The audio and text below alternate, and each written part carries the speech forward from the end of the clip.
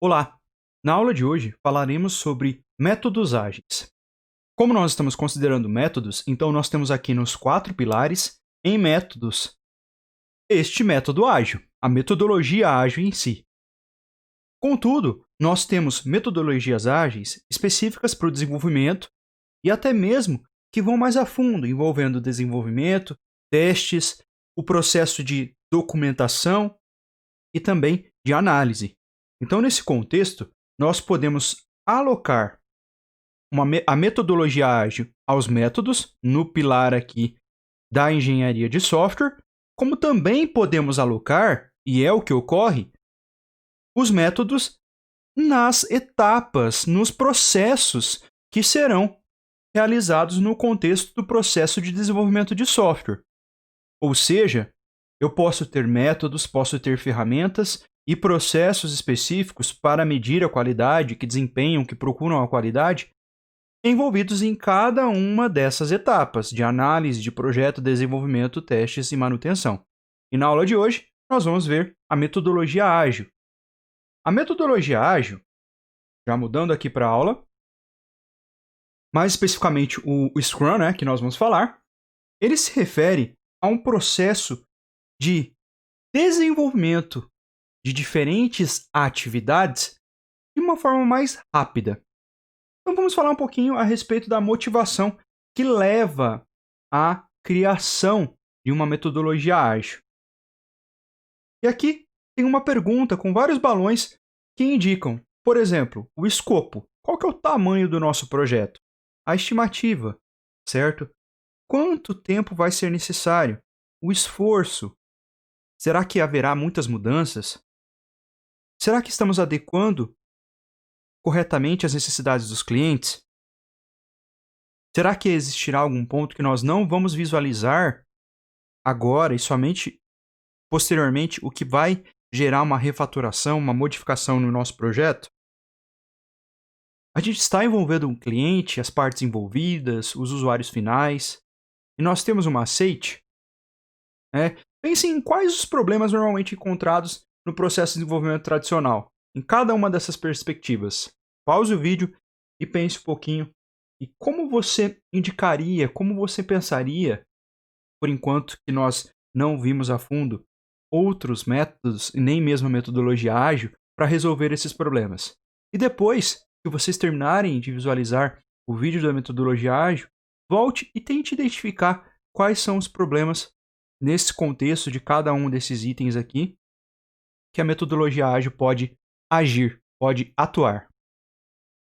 Mas falando um pouquinho antes do Scrum, do manifesto ágil. Como surgiu esse tipo de manifesto, esse movimento?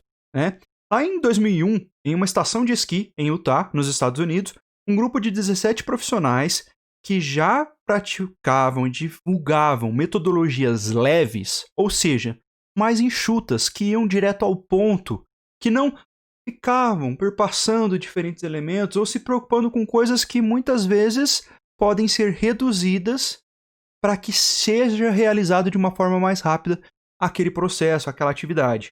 Eles se reuniram ali, então, para declarar pontos em comum para chegarem a bons resultados.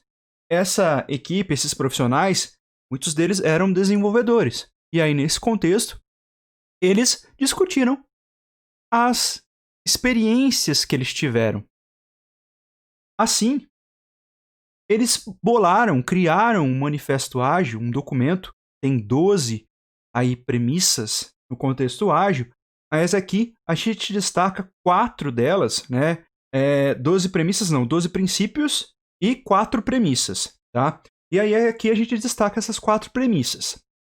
Então, se comparado com o método tradicional, que é o que nós temos aqui mais à direita, os valores ágeis são diferentes.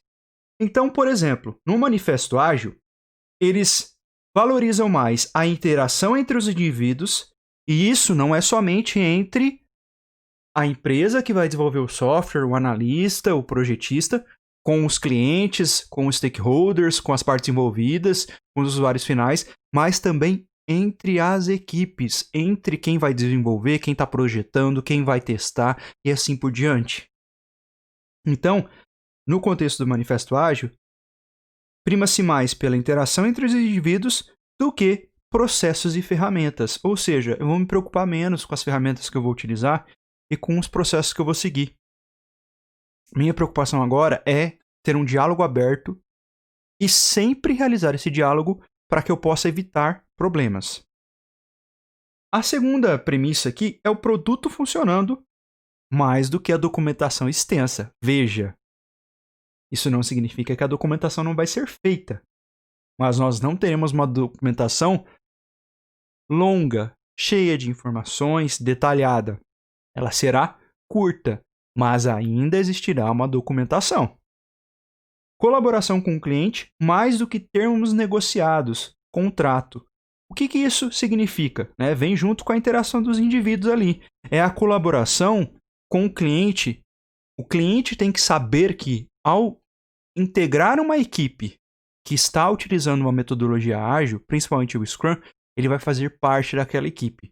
Ele tem que, consequentemente, ceder tempo e esforços de 1, ou 2, ou 3 usuários, ou até mesmo a pessoa que está solicitando o sistema ali, para poder traçar rotas para melhorar e criar o seu produto. Muito mais do que simplesmente o cliente ir lá e adotar, olhar o contrato, ler o contrato e adotar, aceitar aquilo, como termos negociados.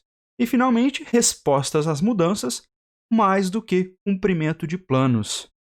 Quanto mais cedo a gente verificar que tem um erro, que tem uma solução solicitada diferente daquilo que havia sido previsto, melhor, porque eu tenho menos refatoração e aí eu consigo atender o cliente melhor, com mais qualidade. Mas eu primo, então, mais pela resposta às mudanças do que cumprimento de planos. Não é que não exista planos, pessoal, tal como não é que não exista documentação, mas dá-se prioridade para esses 4 itens aqui que nós temos na coluna de ágil do que tradicional. Veja, mesmo havendo valor nos itens à direita, valoriza-se mais os itens à esquerda. Então, para resumir, não é que eu deixo isso daqui de lado, o que eu tenho no método tradicional. Não. Eu valorizo mais esses do que esses, mas todas as colunas aí, no caso, são importantes. Então, aqui, nós temos os 12 princípios do Manifesto Ágil. Não vou ler todos aqui, depois vocês podem, inclusive, acessar o site que tem no final dos slides, que indica onde está disponível o Manifesto Ágil. Mas aqui nós temos 2 em destaque. Aceitar e adequar-se a mudanças para o cliente tirar vantagens competitivas. O que é isso? Eu estou no meio de uma situação, por exemplo, de uma pandemia, no qual o meu concorrente ele lança um site de e-commerce. Você pode comprar os produtos por meio de QR Code, com uma leitura diferente, alguma coisa bacana. Você consegue experimentar por meio de realidade virtual, realidade aumentada, na verdade, um óculos, igual a Ray-Ban faz. Então, nesse contexto, se eu consigo criar um serviço similar, ou até melhor, eu permito que o cliente hoje tenha vantagens competitivas. Então, eu consigo trazer isso. E, nesse contexto, imagina que o cliente estava com uma solicitação de desenvolvimento de um software. E aí ele percebe que o concorrente dele tem algo de diferente, e ele consegue investigar, identifica por meio do produto, da tecnologia que o cliente está usando, que o concorrente dele está usando, e ele vai lá e solicita para a empresa que está desenvolvendo o software, que o software não está pronto ainda. Então, um manifesto ágil, ele preconiza essa questão de adequar-se a essas mudanças. Se o cliente chegar com essa mudança, eu vou tentar adotar ela ali. É claro. Veja, nós tínhamos lá na questão das 4 premissas o contrato, não é tão focado. Eu vou focar mais na minha interação com o cliente. Só que aí tem um detalhe. Deve existir um contrato, porque eu também não vou fazer vou atender todas as necessidades sem considerar o prazo estipulado, o cronograma estabelecido, certo? No contexto do desenvolvimento do projeto. E aí o segundo ali em destaque que pessoas de negócio e desenvolvimento em conjunto diariamente, que é aquela questão já pontuada. O meu cliente que vai participar, que solicitou um projeto para uma empresa que aplica, que utiliza um manifesto ágil, utiliza um método ágil em si, ele deve estar ciente que o cliente deverá participar de todo esse processo de desenvolvimento, o mais próximo possível. E aí, nesse contexto, entre diferentes metodologias ágeis que usam o Manifesto Ágil, né, são embasadas no Manifesto Ágil, nós temos o Scrum, o Extreme Programming, que é o tema da próxima aula, o Lean Development, ou seja, o desenvolvimento enxuto, o desenvolvimento baseado em features ou características, o Kanban, que é uma ferramenta que acaba sendo utilizada também no contexto do Scrum, o Open App, o Wrapped App Development e o RUP, né, Rational Unified Process. Alguns autores, ele já está um pouco desgastado aqui, já um pouco defasado, o RUP. Então, a grande questão aqui é que nós temos, nessa escala, abordagens que são mais prescritivas e mais adaptativas. O que isso significa? E aqui a gente tem uma pontuação, tá? Significa que, para o conjunto de ferramentas, atividades e artefatos que estão no Rational Unified Process, por exemplo, ele é mais prescritivo, ou seja, eu devo pegar esse método e aplicá-lo do começo ao fim, segui-lo de forma rígida. Quando eu tenho mais adaptativo, eu consigo integrar outras coisas. E é o que o Scrum, aqui no caso, que está com a média 9, consegue permitir. Inclusive, o Scrum utiliza-se muitas vezes do Kanban para trazer alguma vantagem ali no processo. Então, o Scrum é o framework mais utilizado por ser o mais simples e de fácil adoção e adaptação. Então, ele tem um nível de prescrição, ou seja, ele tem uma documentação que me ensina como aplicar. E, além disso, ele também permite eu adaptar diferentes situações. Então, vamos falar um pouquinho do Scrum. O que é um Scrum? Ele é o framework. O Scrum em si, o termo, tá? Não é uma. Apesar da gente escrever com letras maiúsculas, em alguns casos minúsculos, como está no slide aqui, e esse é o objetivo, mostrar que ele não é uma sigla, ele não é um acrônimo para um conjunto de palavras. Ele simplesmente recebeu este nome, tá? Então ele é um framework, ou, traduzindo, né, a palavra framework, é um arcabouço. É uma abordagem, olha só, onde a gente viu isso? Nos modelos de processo de desenvolvimento de software, certo? É uma abordagem iterativa e incremental. O que isso incremental? O que isso significa? Que eu faço em pedaços e vou aumentando aquilo até desenvolver o meu produto final, certo? É um processo empírico, é um processo que vem bastante da interação dos usuários e dos desenvolvedores. E aí eu tenho 3 elementos aqui que são imprescindíveis. Transparência, já que eu vou ter como premissa a necessidade de comunicação com a minha equipe e também com o meu cliente, eu preciso ser transparente sempre. Inspeção, eu tenho que inspecionar sempre, eu tenho que saber o que eu estou fazendo e o cliente também tem que estar vendo para que a gente consiga responder às mudanças mais rapidamente. E adaptação, que é justamente isso.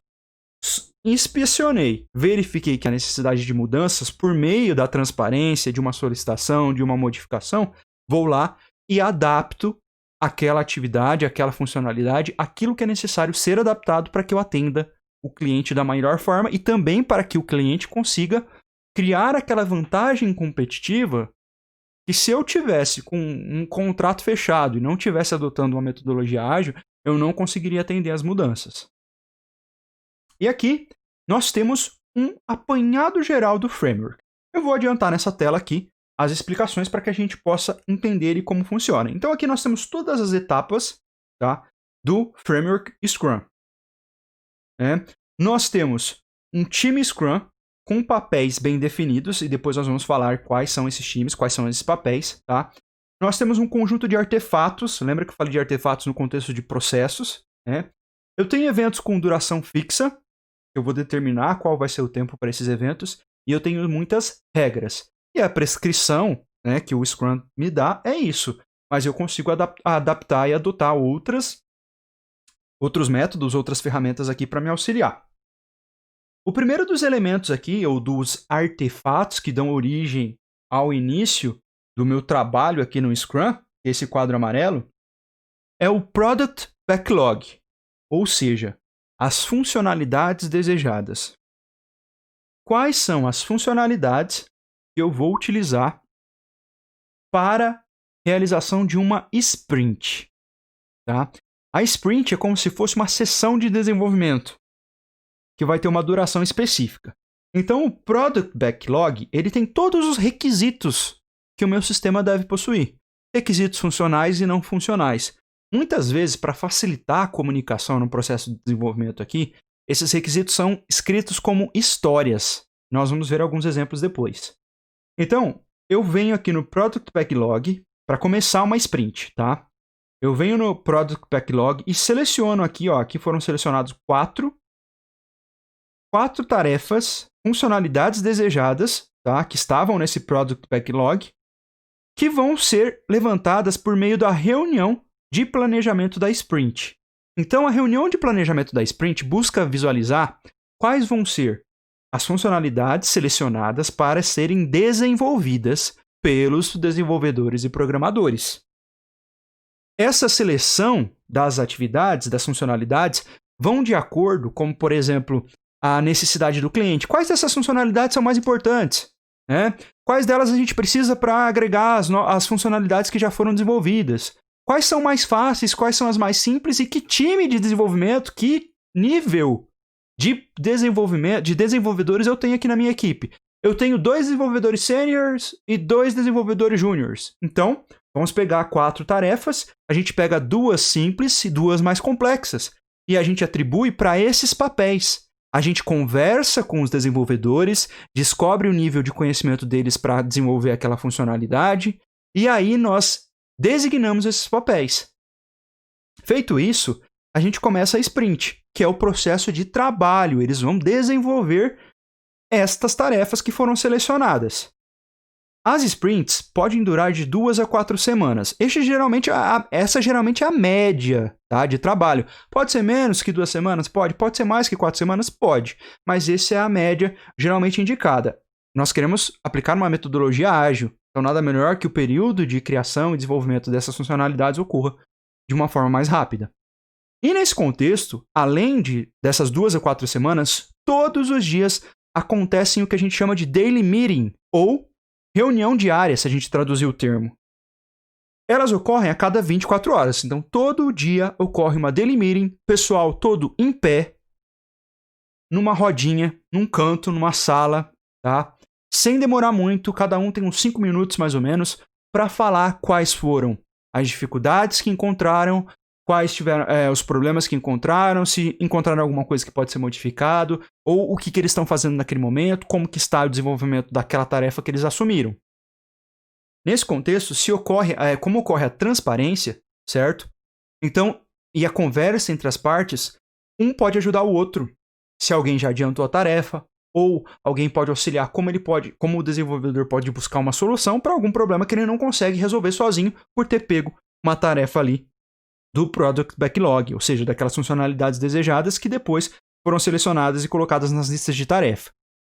Após o período da sprint aqui então, dessas 2 a 4 semanas, temos uma reunião de revisão que verifica se tudo aquilo que foi esperado, se as tarefas foram desenvolvidas, e também uma reunião de retrospectiva, que avalia como foi o desempenho de cada um, quais foram os problemas enfrentados e se uma tarefa que foi assumida aqui na sprint pode seguir para o resultado da sprint como produto ou funcionalidade concluída, ou se ela deve voltar, que seja para o sprint backlog, para a lista das tarefas que vão ser desenvolvidas de novo ou vão ser melhoradas, ou se ela vem para o product backlog, fica aqui um pouquinho e depois, mais para frente, é retomada.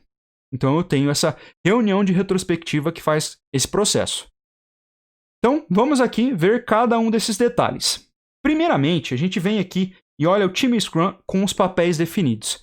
Então, aqui nós temos o processo, tá? As atividades que nós temos dentro desse processo e os artefatos que dão o nosso início desse processo e o final do processo. Para isso, é claro, nós precisamos de papéis. E aqui nós temos esse círculo que mostra justamente os papéis e o primeiro deles é o Product Owner, ou seja, o dono do produto. Ele vai representar para nós os interesses e solicitações de um comitê. Ele vai gerenciar, otimizar e priorizar o backlog. Então é ele que vai nos dizer quais daquelas funcionalidades são as mais importantes para serem desenvolvidas naquele momento. Não que as demais não sejam, mas vai dar-se prioridade para aquelas mais importantes. Então, vai garantir que está visível para todos quais são as tarefas que a gente tem no backlog, garantir que as histórias agreguem valor ao negócio, histórias, os requisitos, certo? Viabiliza incremento do produto na velocidade desejada. Então, essa viabilização do incremento do produto, o que refere-se?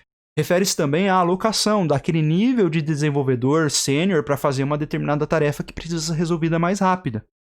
E garante também que o time atenda o que é esperado em cada entrega, que ele entregue aquela funcionalidade que foi selecionada do Product Backlog, ou seja, que foi pega daqui, selecionada aqui na sprint para entregar aquele resultado, olha, que se espera. E ele também ajuda na reunião de revisão aqui, de retrospectiva, a aceitar ou rejeitar os resultados de um trabalho. Esse é o Product Owner, tá, pessoal? Na sequência, nós temos o time de desenvolvimento.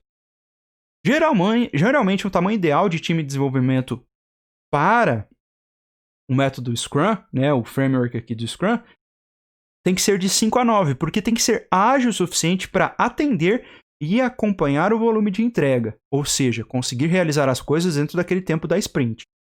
Auto-organizado e multidisciplinar. A responsabilidade conjunta para os resultados. Por isso que eu falei, existe o daily meeting, né? Existe essa reunião diária que ocorre de 24 em 24 horas, para que justamente a equipe veja como está todo o desenvolvimento e não somente cada um, eu vou cuidar da minha parte e pronto. Não, tem essa interação e eles vão interagir de forma a garantir que o produto seja entregue. Então a responsabilidade é conjunta. E o ganho é sempre do time, porque se algo ficar enroscado, muitas vezes uma tarefa que um pegou e outra tarefa que o outro pegou, elas estão juntas, pessoal. Elas vão gerar um produto final no contexto de um produto de software. E então, às vezes, a seleção para aquelas funcionalidades que vão ser desenvolvidas ocorreu justamente porque tem uma dependência entre elas. Se alguém se atrasar ou não conseguir entregar, isso pode gerar uma perca para o time inteiro. Visibilidade do desempenho, né? Fica essa questão da reunião e eu consigo ver o desempenho que está sendo, e transformar os requisitos de negócio em entregável e que agregue valor e incremento ao produto final. O Scrum Master, aqui, esse outro papel, ele é responsável por garantir o uso do Scrum. Como o nome diz, é o mestre do Scrum. É ele que sabe exatamente como funciona, de cabo a rabo, o Scrum e como vai ser utilizado. Ele protege o time de interferências externas, né? E de extras também. Usuários e demais partes interessadas, o PO, o Product Owner, faz parte do time Scrum, tá? Porque o que acontece, pessoal? O Product Owner é aquele que vai ser a ponte entre o cliente e o time de desenvolvedores, o time Scrum, tá? Então, se o cliente vem incomodando muito o Product Owner vai chegar para o Scrum Master ou vai chegar para a equipe de desenvolvimento e vai passar as coisas. E o Scrum Master vai falar assim, peraí, aqui agora não, porque nós estamos no meio de uma sprint. Peraí, que nós não podemos realizar essa mudança agora. Então, é o Scrum Master também que vai ficar responsável por balancear essas cargas de solicitações aí. Ele vai atuar como mediador nas solicitações de mudanças. Ele é mestre em Scrum. Não é um líder técnico. Ele não sabe a tecnologia. Ele sabe o Scrum. Uma vez iniciada a sprint, auxilia o time Scrum na condução e no foco da meta da sprint.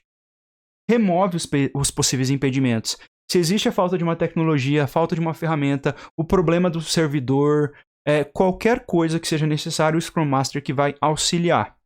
E treina os envolvidos para a condução dos projetos em Scrum. Então, se eu estou chegando na empresa agora e nunca trabalhei com o Scrum, quem vai me treinar, provavelmente, é o Scrum Master. Então, é o mestre do Scrum ali. E aí nós temos os demais envolvidos, que são os usuários e os stakeholders. As partes envolvidas, aqueles que vão financiar, e os usuários finais. O Product Owner, usuários e demais partes interessadas alinham as necessidades e expectativas dos negócios, em atender as diretrizes do negócio, viabilizar incrementos de produto com valor agregado. E aí eles podem participar da Sprint Review e da Sprint Retrospective, ou seja, da revisão da sprint lá no final. Vou voltar aqui. Aqui Ele pode participar dessas reuniões, porque o cliente vai ver o que foi feito e ele vai aprovar ou não, vai ajudar ou não a verificar, e aí vem o parecer se eu retorno para uma nova sprint ou se eu considero aquele produto ou a funcionalidade concluída. Só vai ser o produto aqui quando ele tiver todas as minhas partes feitas. Lembrando que é incremental e iterativo, certo?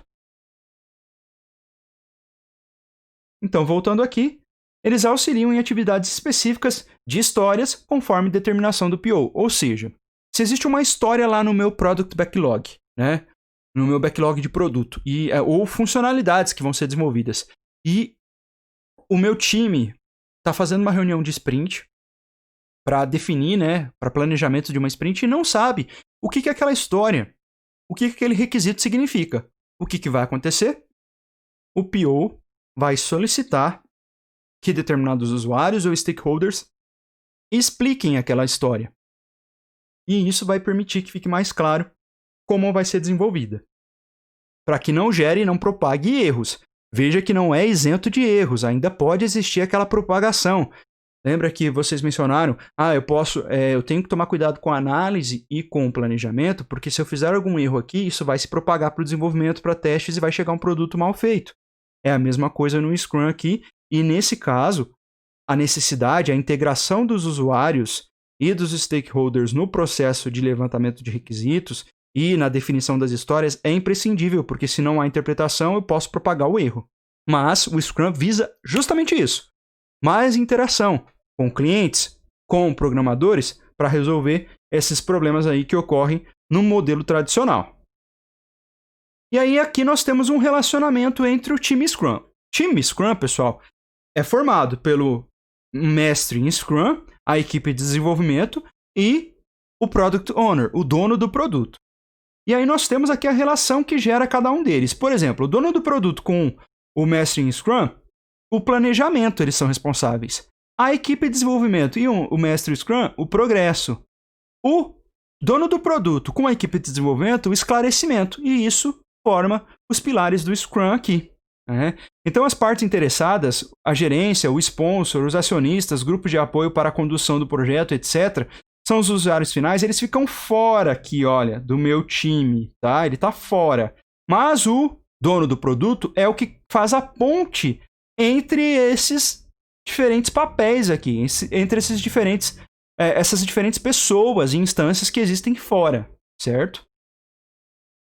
Aí, a visão do produto, tá?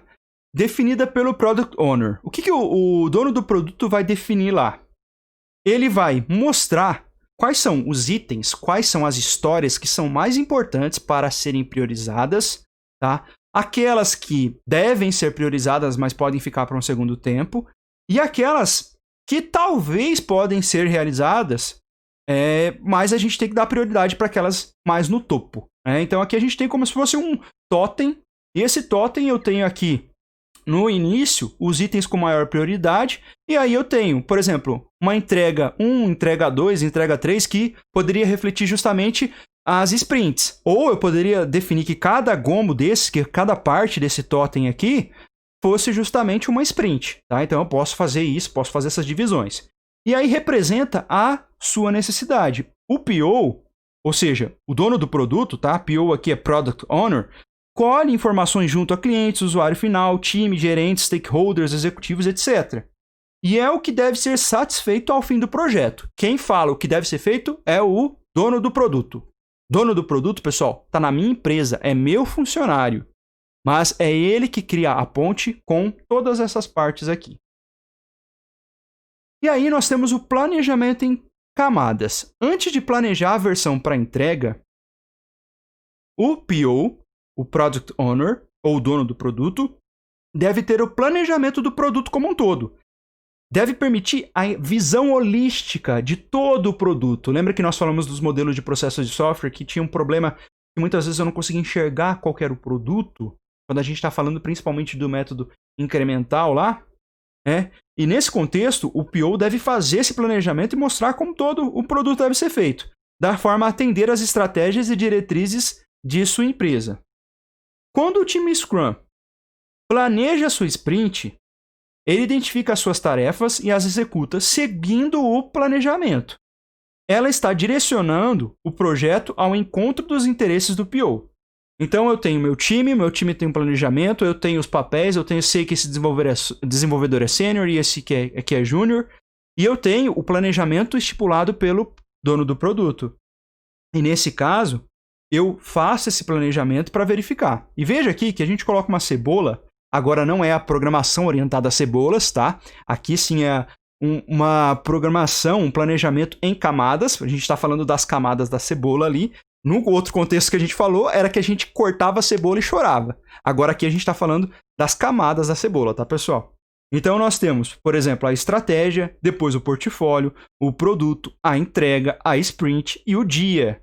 Então é enxugando ali cada uma das etapas, chegando no principal ali, que é aquela reunião diária. E depois da reunião diária, a gente está no meio da sprint. Da sprint, a gente tem a release, a entrega daquela funcionalidade, que no final depois vai virar o produto. E depois, mais ainda, eu tenho o portfólio da minha empresa e tenho uma estratégia que pode ser traçada com base naquilo. O que é um produto? Tá? No contexto da metodologia ágil aqui no Scrum. É um pedaço completo do produto. Pode incluir toda a análise, projeto, implementação, documentação, testes e validação. Então, olha só, isso é muito próximo com aquele método incremental. Eu tenho, para cada um dos meus produtos que eu gero, ou meus produtos podem ser funcionalidades, tá? Tarefas específicas. Eu tenho uma análise, projeto, implementação, documentação, testes e validação. No início do projeto, antes de definir metas e objetivos das sprints, a gente define o conceito de pronto com o time Scrum. Por quê? Porque um pronto, né? O que seria isso? Para eu falar que aquilo está pronto. Realmente está finalizado, não vai precisar passar por sprints depois. Então, o pronto é analisado, né? Um produto pronto, uma funcionalidade pronta, ela é realizada e analisada com base em incrementos do produto final, a tarefa, as histórias, as fases, as suas versões, se vão precisar mais versões, e até mesmo o projeto como um todo.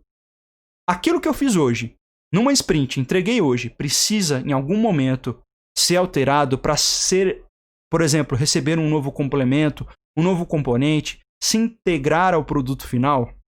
Sim, então ela não está pronta. Então, precisa se definir o que é pronto e o que não é.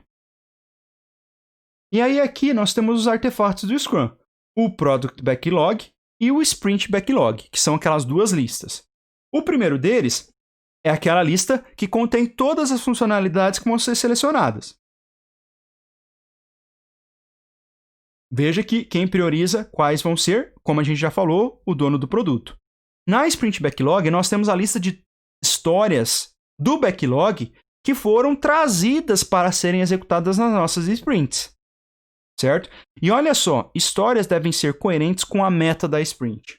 O que é a meta da sprint? Pessoal, por exemplo, a meta da sprint é finalizar a tela de clientes.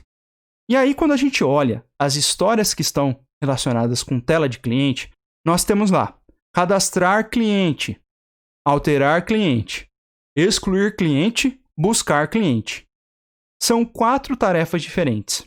Algumas delas têm dependência entre si, outras não.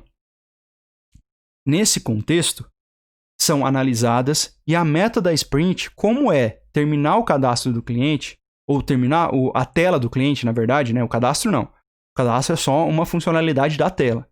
Então, eu prezo pelas tarefas que estão relacionadas com a minha tela do cliente. E aí eu vou selecionar essas 4 tarefas. Pode ser que algum desenvolvedor vai pegar 2, outro vai pegar 1. Aquele desenvolvedor ou aquele programador, ele tem um nível mais baixo de conhecimento nessa tecnologia. Então vamos dar uma tarefa mais simples. Qual tarefa pode ser mais simples dessas 4? Certo? Então eu consigo priorizar, definir metas. E veja, eu dei um exemplo.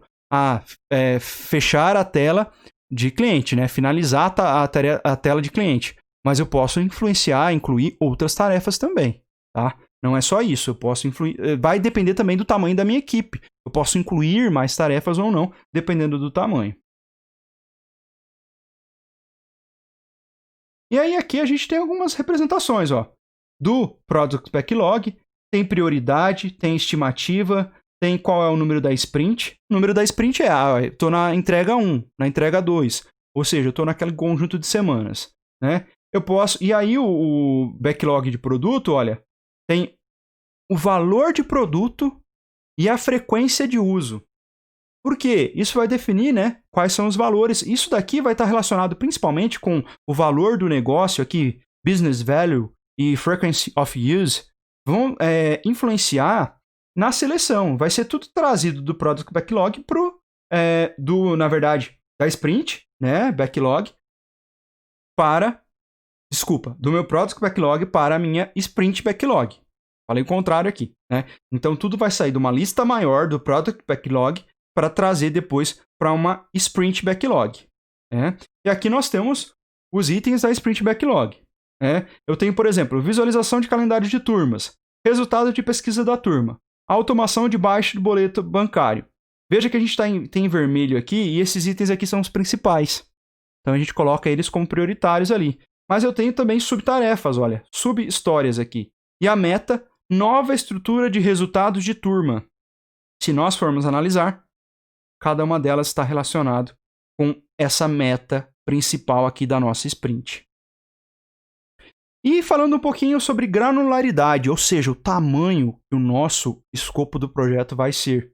Ele pode ser dividido. Então, o escopo do projeto ele vai ser dividido em requisitos do tamanho de um épico. Veja, um requisito épico. Ele é enorme. Olha o tamanho dele aqui inteiro. É esse quadro externo. Um tema. E aqui a gente tem o tema. E cartões de história. Olha lá os cartões de história. Os requisitos menores que a gente tem. Então aqui, por exemplo, eu teria um épico. Vamos pensar assim. Sistema de venda. É o meu épico. Tá? É o maior de todos. Tema, cadastro. Cadastro não. Vamos colocar cliente. O tema. E aí, dentro do cliente, eu tenho cadastro de cliente, realização de venda, de compra pelo cliente. Eu tenho busca do cliente, atualização do cliente, exclusão de cliente. Então, eu tenho histórias que falam isso. E aí, esses cartões de história, no contexto de nível épico, eu também posso ter cartões, tá? Eu posso ter cartões, por exemplo, relacionados à qualidade, ao tempo de processamento e assim por diante. E os meus cartões de história, por sua vez, podem ser divididos ainda em tarefas menores, dependendo daquela história, se for algo muito complexo. Eu posso quebrar aquilo em um nível ainda menor. Então, quando a gente fala de granularidade aqui, a gente está falando do nível que a gente vai quebrar aquilo para formar os elementos ali para nós. Então, continuando aqui, né, a granularidade ela também pode ser vista por meio desse desenho do iceberg aqui. Tá? Veja que ele representa o backlog do produto como um todo. E ele deve estar em uma estrutura de iceberg, onde o que está prioritário está sempre na ponta e é o que está na sprint atual, é o que o pessoal está desenvolvendo agora.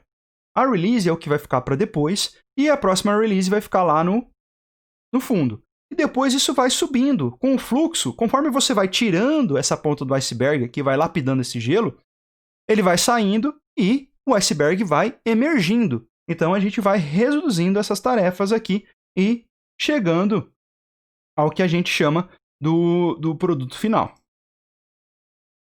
Nós temos um artefato Scrum específico que é o Sprint Burn Down, que ele mostra qual é a linha de base da sprint, do planejamento que foi feito, tá? E mostra a quantidade restante do trabalho.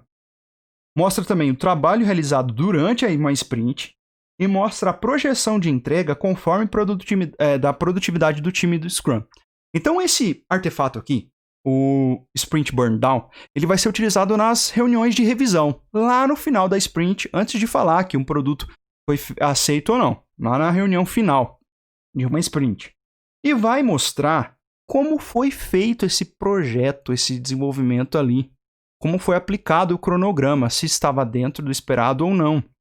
Se por acaso o que era para ser terminado em 2 semanas, acabou se estendendo por 3 porque teve um desenvolvedor lá que não conseguiu fazer e os outros não conseguiram ajudar. Então, eu tenho uma linha de base, tá?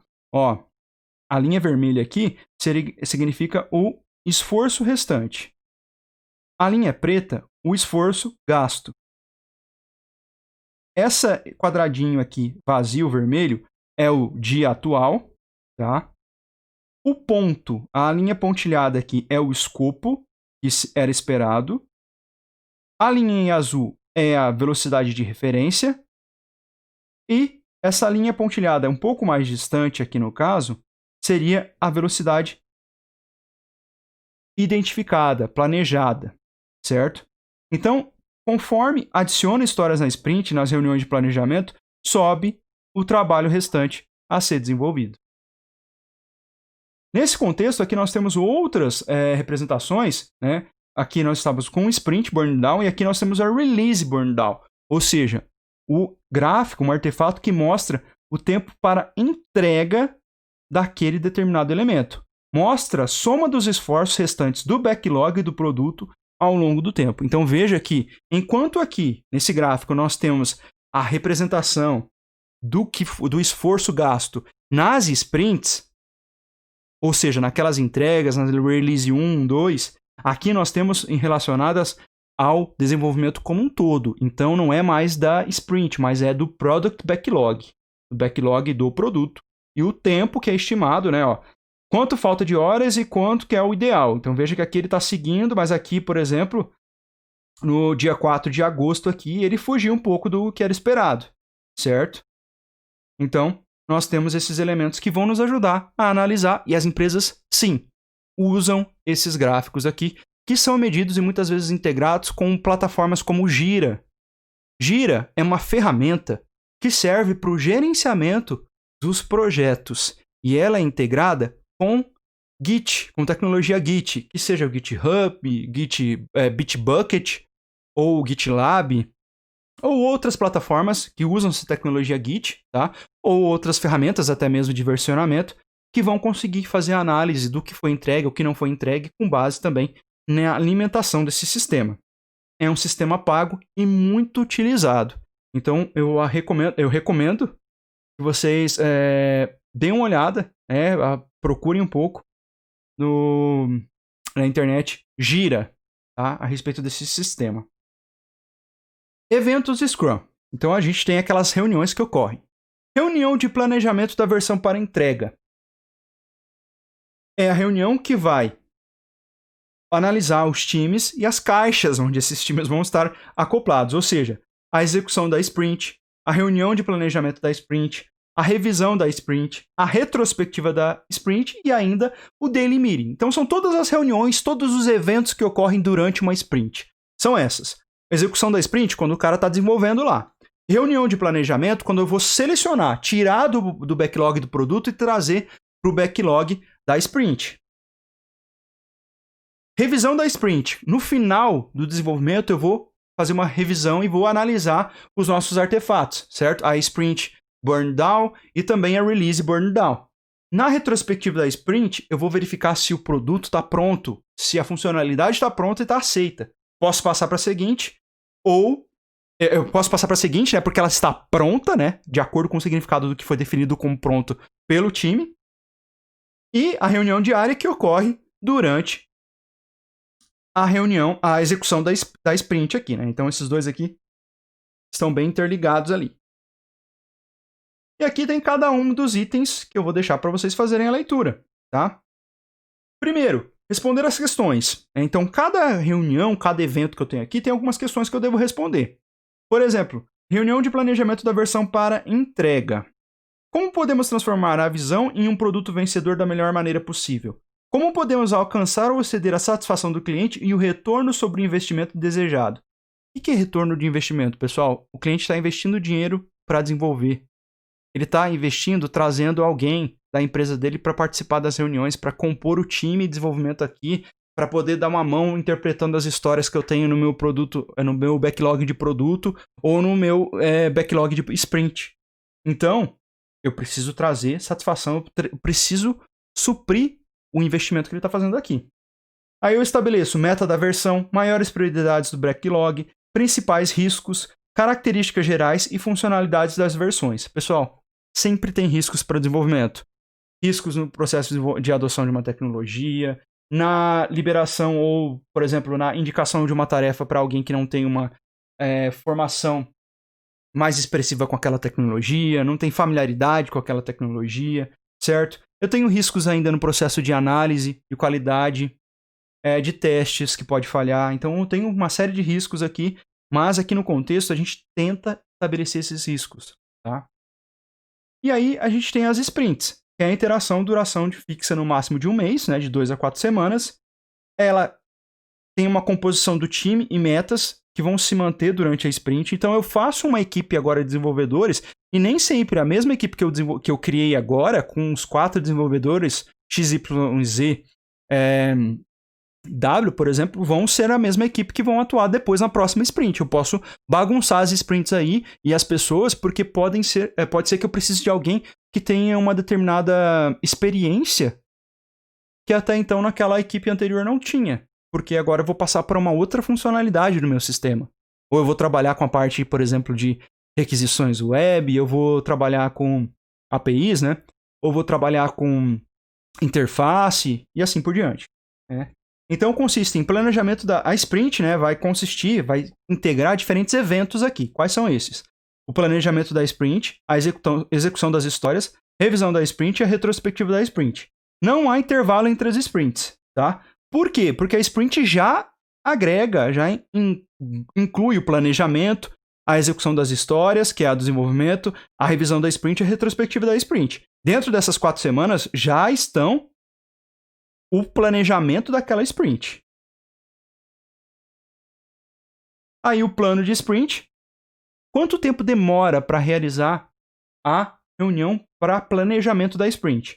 8 horas para um sprint de um mês. E assim, tem um percentual para cada sprint, tá? Depois vocês fazem a leitura, por favor. E aí, tem a definição do que, né? O que vai ser feito, vai ser analisado o que será, né? Quais são as histórias que vão ser pegas. O time de desenvolvimento vai estimar as histórias, quais são as dificuldades. E aí, nós podemos aplicar alguns elementos para fazer essa seleção. Como eu transformo as tarefas definidas na parte 1 em um incremento? Como eu vou definir e selecionar elas? Nós temos, então, depois a revisão da sprint, que dura em torno de 4 horas para um sprint de um mês, ou seja, de 4 semanas ali, e vai fazer a análise justamente dos documentos. E vai fornecer entradas de valor para as reuniões de sprint, né, de planejamento de sprint das reuniões seguintes. O que é isso? Verificar quais foram as lições aprendidas, quais foram os problemas identificados, e passar isso para a próxima sprint para que isso não ocorra mais. Então, é um processo de aperfeiçoamento também. Eu aprendo com o que foi feito no passado para seguir num futuro melhor. Quiçá, nossa sociedade fosse assim também, né? E a sprint retrospective, ou seja, a retrospectiva da sprint, fixada em 3 horas para uma sprint de um mês. É aonde vai ser inspecionado o que ocorreu na última sprint, e o que ocorreu bem e o que poderia ser melhorado. Composição do time, preparativos para reuniões, a definição de pronto, os métodos de comunicação e processos para gerar incrementos de valor. Então aqui, essa retrospectiva também faz essa análise, certo? Do que foi bom e do que deve ser cortado. E aqui, nós temos o Daily Meeting. Aqui tem até uma imagem, né? Ó. Daily Scrum is just a report. Ou seja, o encontro diário do Scrum é apenas um relatório. E aí o Batman dá um tapa ali no Robin falando que chega, é suficiente, né? Porque você não pode falar muito, olha lá. Todos os dias, na mesma hora e local. Duração de no máximo 15 minutos. Reunião em pé. Cada membro do time responde. Olha só como é sucinto. O que fiz desde a última reunião? O que pretendo fazer até a próxima? Tive ou tenho neste momento algum impedimento? Aí, tem uma dica aqui. Fazer valer a reunião em pé, talvez em um local diferente e quem está trabalhando, para focar no que está sendo dito e entender o que os outros estão fazendo.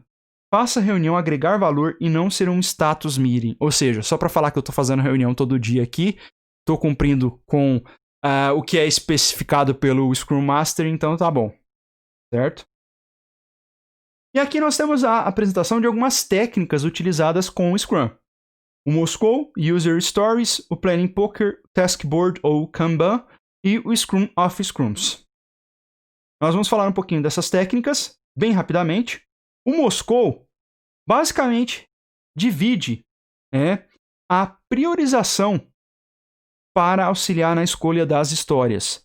O must, should, could e o want. Ou seja, tem que ter, deveria ter, poderia ter, interessante ter. E aí, por isso, esse nome aqui de Moscou. Must, should, could e want.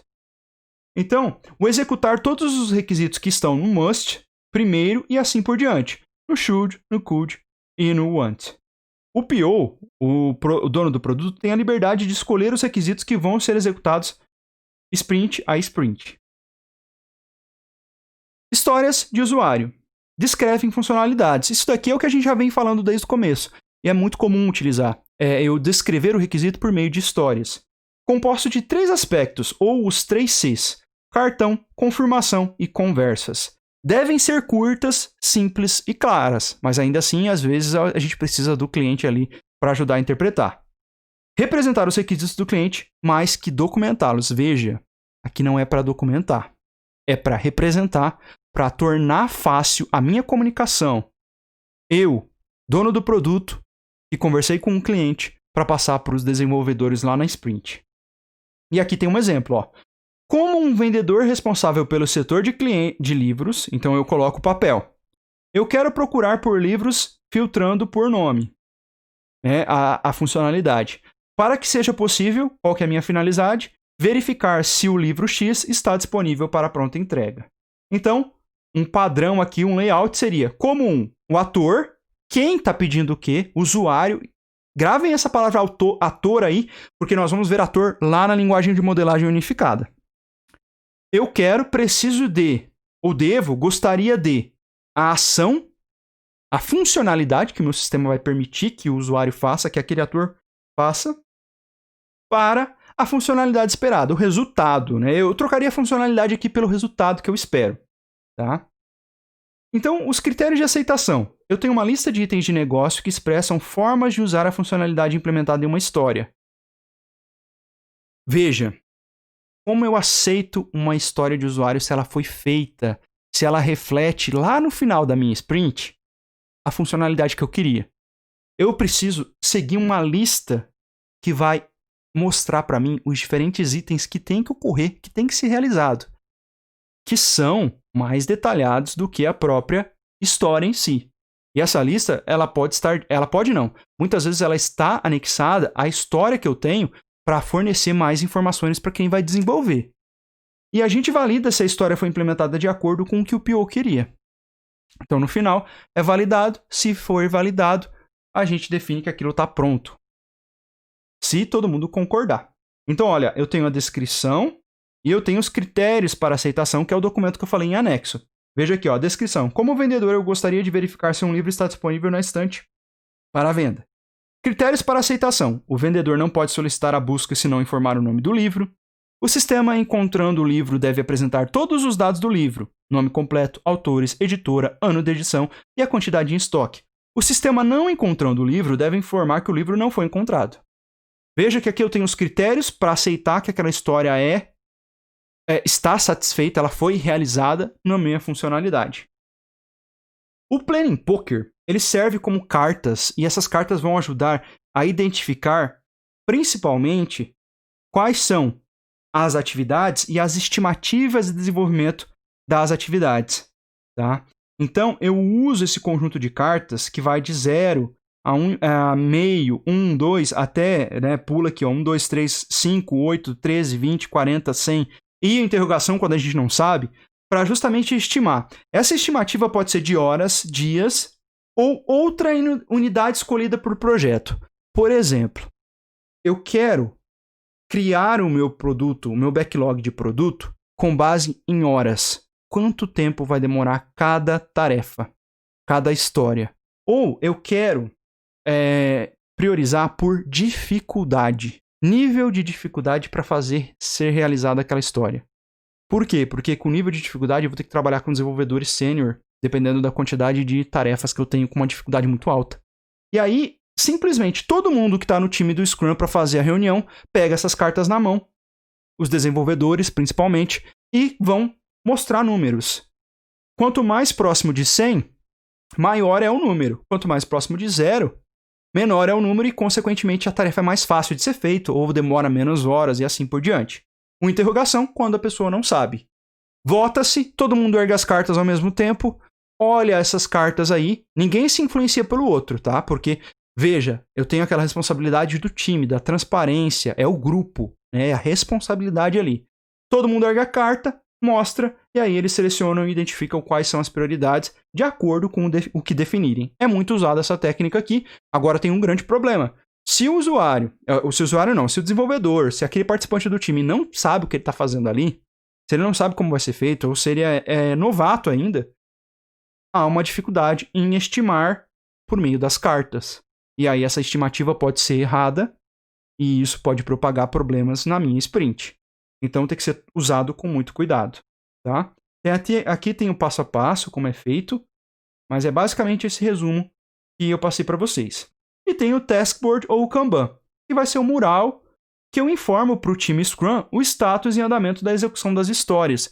Esse Kanban ele vai ser utilizado principalmente no contexto da minha sprint, e eu posso ter um Kanban específico para todo o meu projeto.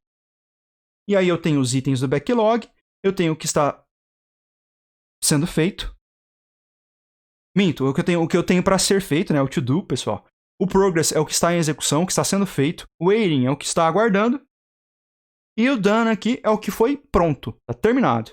E tem um não previsto que surgiu alguma coisa e a gente vai deixando por enquanto aqui porque isso daqui está lá no fundo do iceberg e não é prioridade.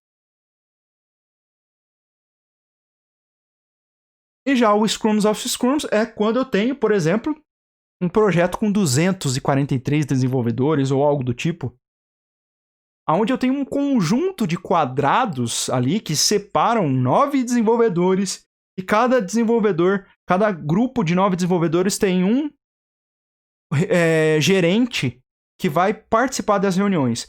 Então é mais no caso eu ter um grupo muito grande de desenvolvedores em um mesmo projeto, e aí eu desenvolvo isso por meio de células, certo? Eu quebro aqui, ó, esse quadradinho mais escuro aqui significa que é o responsável por esse grupo de 9 desenvolvedores. É ele que vai participar da reunião do Daily Meeting aqui, e depois eu ainda tenho uma reunião do responsável por esse Daily Meeting para passar as informações aqui numa reunião final. Então eu tenho várias etapas de reuniões aqui, de eventos a serem realizados quando eu tenho muita gente para participar.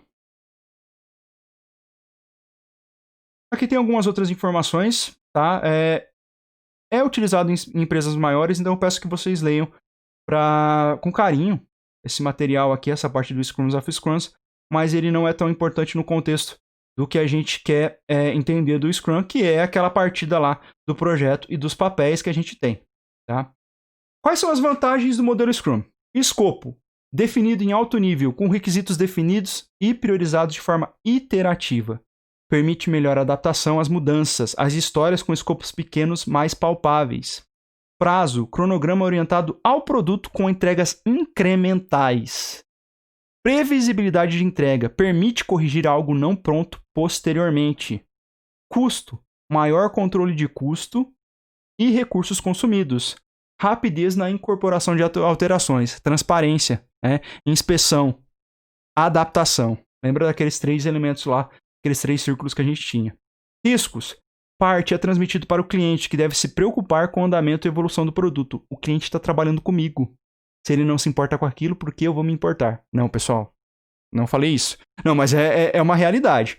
O cliente que está ali e ele não cobra, ele não faz parte, ele não participa como deveria, ele não vai poder cobrar, tá? Como as tarefas estão sendo realizadas. Então o risco também é assumido pelo cliente quando ele se compromete em participar do time. Comunicação interpessoal e colaborativa. Permite que o grupo todo se envolva. Papéis e responsabilidades bem definidas. Canal direto com o PO, com o cliente. Qualidade, inspeção e adaptação. Permite correções de deficiências ao longo do curso. Recursos urbanos, né, pessoal? Humanos, né? Fortalecimento do autogerenciamento.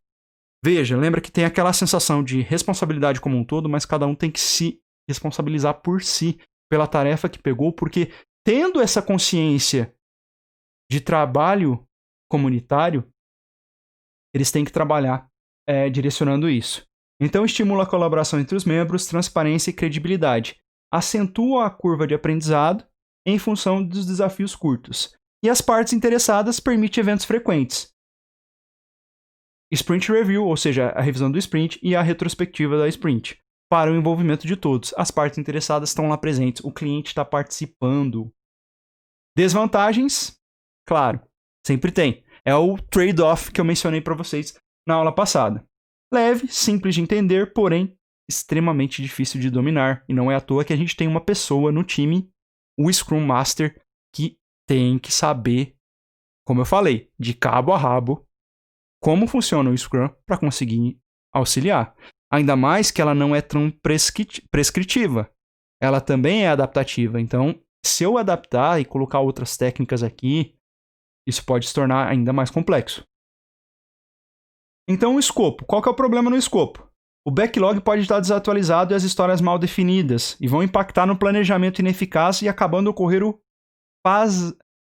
fasejamento, certo? Vai ter que fazer tudo de novo ali. Prazo. Metas e histórias não factíveis e coesas podem ocasionar distorção ou desalinhamento dos objetivos. O que aconteceu? As estimativas não foram bem feitas. Custo. Exige maturidade no controle de prazo e escopo para minimizar impactos de não concordância em relação às expectativas do cliente, frente ao que está sendo entregue. O cliente vem, pede uma modificação, não vamos atender. O cliente vem, pede uma modificação, vamos atender. Mas aí, o que eu atendo vai ampliar o prazo daquele projeto. E aí? Riscos. Apesar de compartilhado, o não alinhamento e comprometimento contínuo do time, visualizando, comunicando e apoiando o PO nas decisões, pode ser crítico. Se eu não tenho essa ciência do conjunto, que eu estou trabalhando ali com outras pessoas, eu coloco em risco maior o processo de desenvolvimento ali. Comunicação. Apesar de bem definidos, os papéis e responsabilidades não totalmente compreendidos podem impactar o resultado do trabalho. Estou participando do time do Scrum, mas fico quieto na minha, não falo nada, não participo, não indico que eu estou tendo dificuldades, não ajudo quem está tendo dificuldades. Então isso é falta de comunicação. Isso não pode ocorrer. Qualidade. Ausência ou insuficiência de documentação. Já que eu vou priorizar a documentação, mas nem tanto, porque o que me interessa mais é a participação do cliente aqui, isso pode deixar a minha documentação falha. E depois, quando eu tiver que dar manutenção, alguém tiver que modificar alguma coisa, não encontrar o que está sendo feito, o que tem que ser feito, o que está sendo programado ali naquele código, e assim por diante. Então, dificuldades na realização de testes integrados também é um outro problema, porque está tudo quebrado, tudo dividido em funcionalidades, e aí eu preciso colocar tudo junto. Testes unitários vão perfeitamente. Agora, quando eu integro tudo e tenho que testar o meu sistema por inteiro, os testes não estão bons. Recursos humanos. Exposição à maturidade da equipe ao cliente pode evidenciar lacunas de conhecimento e comprometimento. O cliente está junto comigo aqui, mas eu acabei de contratar 2 desenvolvedores, eles não sabem de nada, e os desenvolvedores falam na frente do cliente que eles não sabem fazer aquilo. Resumindo, eu posso demonstrar a imaturidade da minha equipe, da minha empresa, para o cliente. Então tem que tomar cuidado para não quebrar os ovos aí quando eu pisar neles. Gerenciar a insegurança do cliente quando se fala em transparência e confiança. O cliente tem que ser transparente e confiante também na minha equipe. Ele tem que saber que falando, ele pode expor muitas questões que são estratégias de negócio que são o diferencial da empresa dele. E ele tem que saber que falando isso, ele precisa falar isso para que eu consiga gerar um produto bem feito. Então eu tenho que passar confiança para o cliente. E qual o melhor? Ágil ou tradicional? Depende, né? Então depende de todos esses fatores aqui. Eu peço para vocês darem uma lida. Tem melhores práticas e lições aprendidas, que também vocês vão ler para entender e para responder também a questão que está lá no fórum. Vocês têm esse material aqui no ambiente virtual de aprendizagem de vocês. Eu peço que vocês leiam, principalmente essas melhores práticas e lições aprendidas, porque elas vão ajudar vocês a responderem a pergunta que está no fórum. Por que eu não adotaria o Scrum na minha empresa? Essa parte aqui, vocês pulam, tá? Desconsideram. Isso daqui se a gente estivesse em aula presencial. Mas se vocês tiverem dúvidas, fórum de dúvidas, mandem mensagens para mim, por e-mail também. E aqui eu deixo alguns links para vocês fazerem a leitura, que também está referenciado lá no material, no PDF, no site. Bons estudos para vocês. Respondam a questão lá. Até sexta-feira. Um abraço.